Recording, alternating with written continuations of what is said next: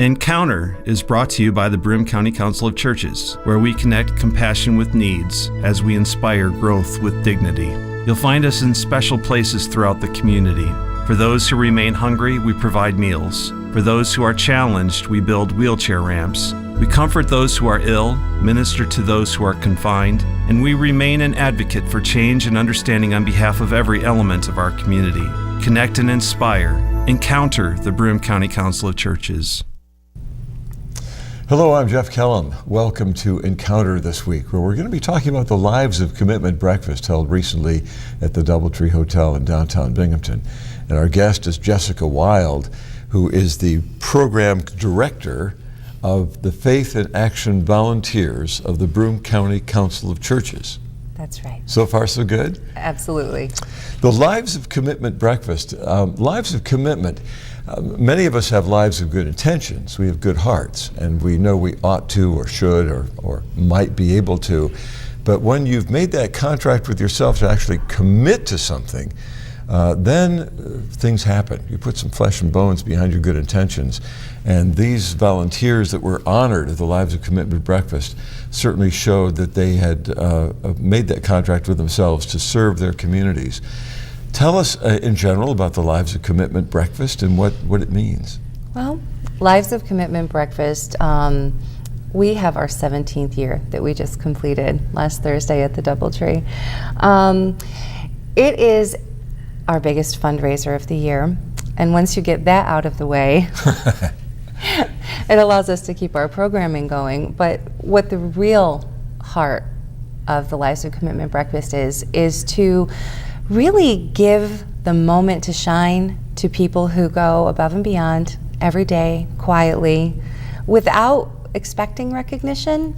But we know that it's truly time for it, and Yes. It's a great time to have that happen. It's a wonderful morning where people can leave feeling inspired and sort of know that, wow, we do have an amazing community filled with people who are caring, and here's what these ones have done. Yeah. So kind of summarize that, because they do not go around shouting from the rooftops, well, I do this. And That's right. And so it's very difficult for them to be honored, but they're glad to be honored, of course. But when someone gets up at the podium and tells about them, and then they come and have their kind of acceptance speech, and then I think even worse was being in front of our camera to talk about themselves. I think that was a difficult thing. Right.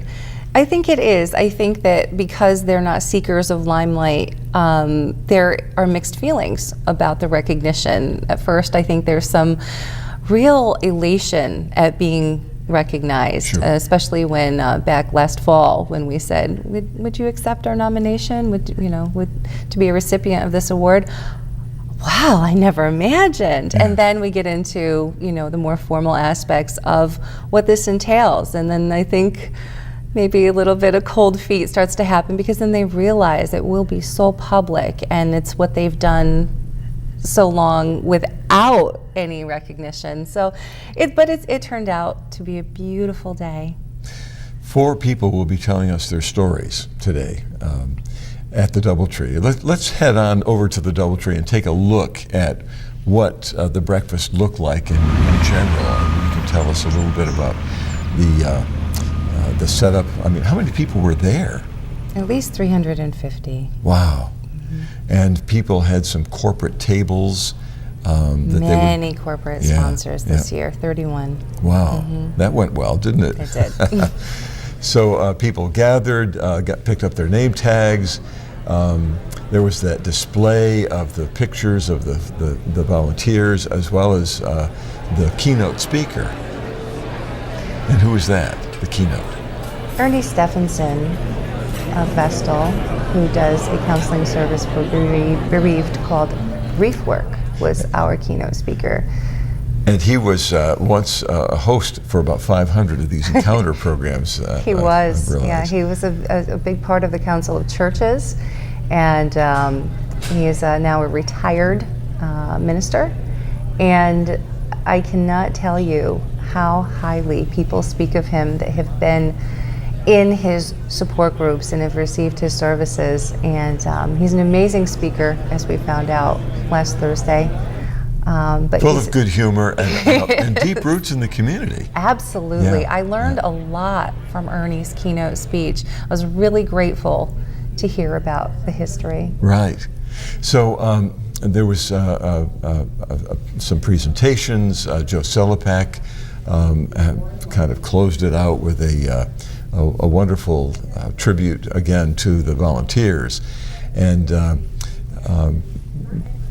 the folks who were there were, I think, inspired. They were entertained by the keynote, and then they met these folks whom we'll be meeting in just a couple of minutes here, as they talk about the things that brought them into the community, especially among older adults.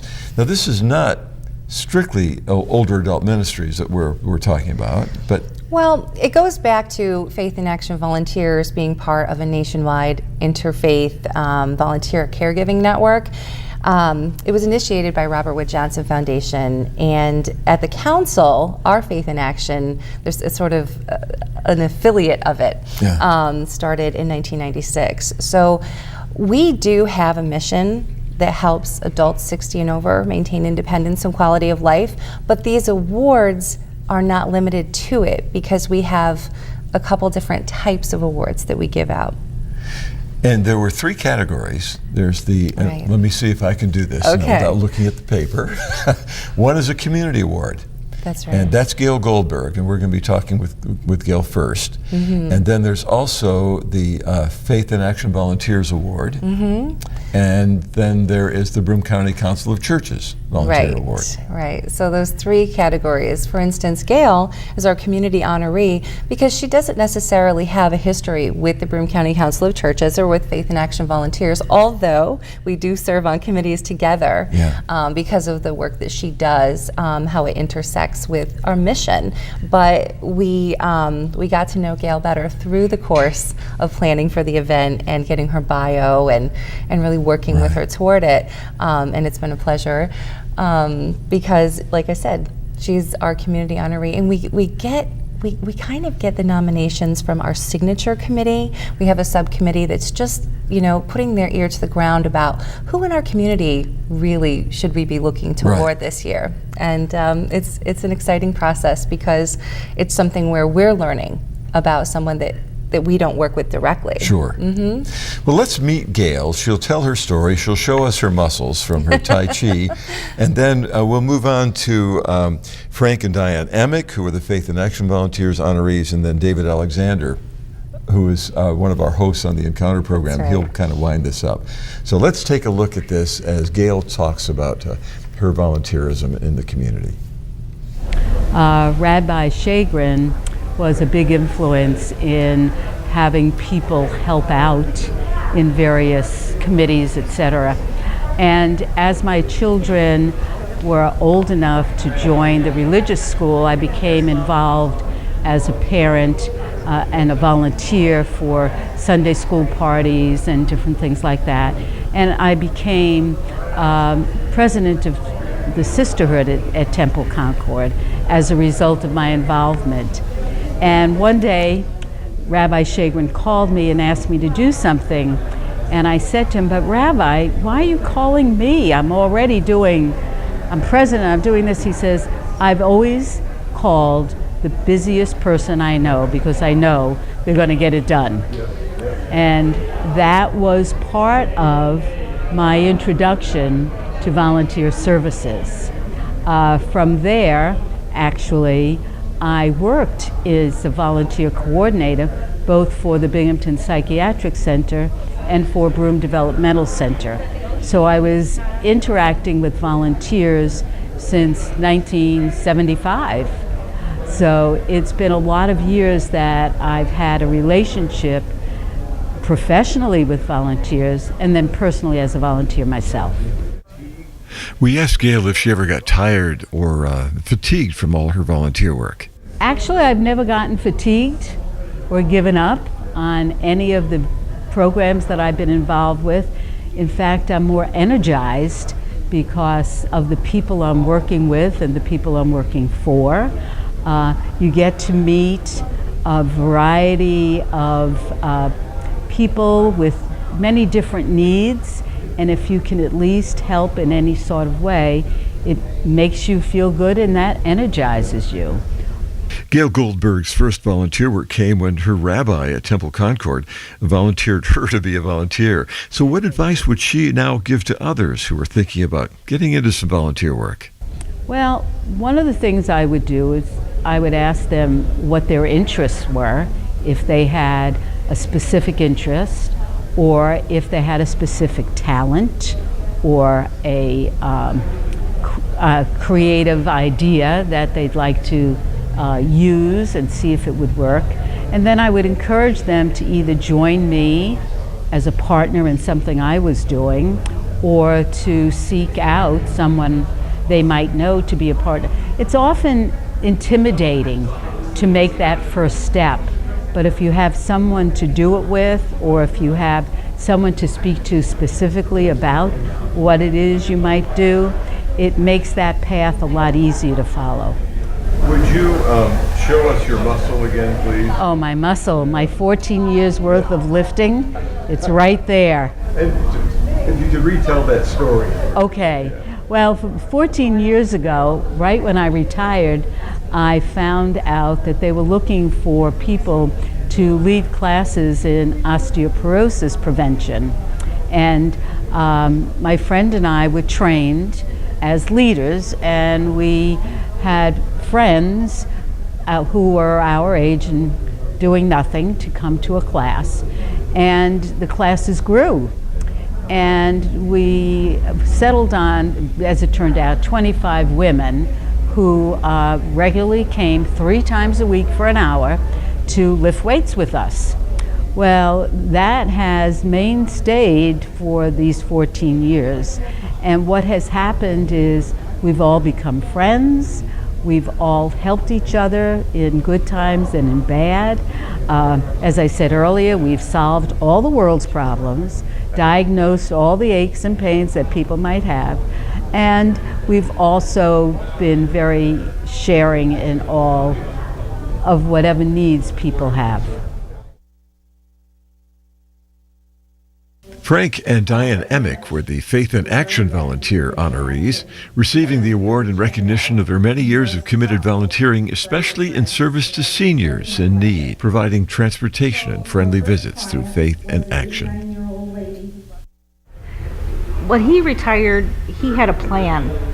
He knew what he was going to do. When I retired, I knew what I wanted to do, but I didn't know. And so I don't know, after I retired, they called me back to work. We'd always been helping people in one way or another. We had many friends that were always driving people places for something. He was driving. And then we saw Meals on Wheels and got involved with that, and Joan Sprague, and she's a wonderful lady. And that's where we met a lot of really terrific people, but it was like, it's only 2 hours a week. There has to be more.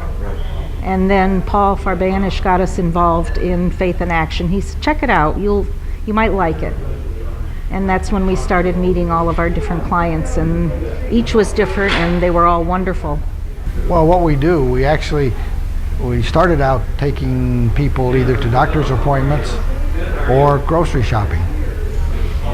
The one lady that we really were involved in, she could go in the beginning, and then she got to a point where physically she couldn't, so we ended up taking a list and going shopping.